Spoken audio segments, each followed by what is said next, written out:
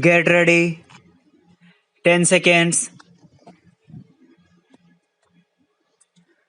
5 seconds. Start. Now I come to the question of railway accidents. The Railway Ministry has been for some time now wanting to wash out what they call external inspection. You will remember that on the floor of the House I had asked more than once questions about the government inspectorate, but all sorts of funny arguments were advanced. In the original committee's report, a very strong recommendation was made that the position of these government inspectors should be strengthened in the interest of safety of travel. It is unfortunate that we do not have the facts and figures given by them. It is very unfair not to let us know what the recommendation is and to withhold from the House the arguments which they have given, the facts and figures which they have given, and the material on which those recommendations are based. That has been withheld. But now the reviewing committee wants not to strengthen the government inspectors, to wash them out as independent units, and to bring them back under the control of the railway administration, that they should be a branch of the railway board. There is a very long history behind this. It was only in 1941 that they were taken away from the control of the railway administration and put under a separate ministry, the Ministry of Communications. I have gone into the arguments which have been advanced by the reviewing committee, and Mr. Deputy Chairman, I can tear them to pieces. They say that in the present state of affairs, it is impossible for any external inspection to carry out a really sound examination and inspection, but they forget that they are mixing supervision with inspection. The argument that they have advanced is that under a system of external inspection, a real and sound supervision from stage to stage cannot be done. They say that they must have this sort of setup. By all means, let them have it, but external inspection serves a different purpose. I may submit for your information that in 1945, the views of the general managers of all the government railways were taken in the matter, and all the general managers were of the view that the inspectorate must be maintained.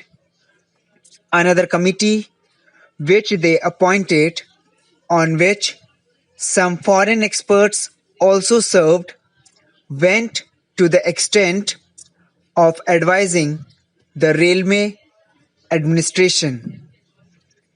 These inspectors have to criticize the railway board, even the highest officers in the railway administration, and now, if they are transferred back, we can imagine the situation when even the report of a committee which was appointed with the knowledge of Parliament and on which so many persons served is being shelved and suppressed.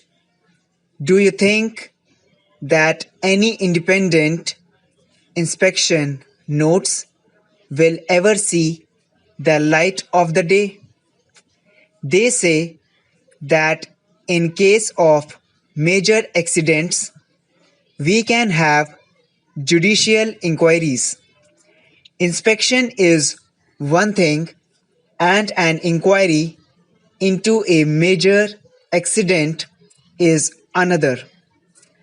The inspectorate that exists now is absolutely necessary, and it must be absolutely independent so that it can criticize the railway board or even the highest of the officers, the chief engineer or the general manager of the railway concerned. As for judicial inquiries, if they are necessary, by all means have them. I have been an advocate of it. I have been associated all my life with the judiciary. I have risen from a magistrate. I started my career as a magistrate, and I would always advocate judicial inquiry when it is necessary, but certainly judicial inquiry cannot replace inquiry of a technical nature. And if you have a judicial inquiry, you will always want some technical experts to be the assessors or to be associated with that inquiry so that they guide and give an independent view. Do you want the officers of the railway ministry to be assessors, or do you want independent assessors? These government inspectors would be absolutely independent assessors in those judicial inquiries. This is just one part of it. There are at least half a dozen important matters which should be referred to. I will now refer to another matter on which, fortunately, the original committee and the reviewing committee are in agreement. I am not concerned with this or that committee.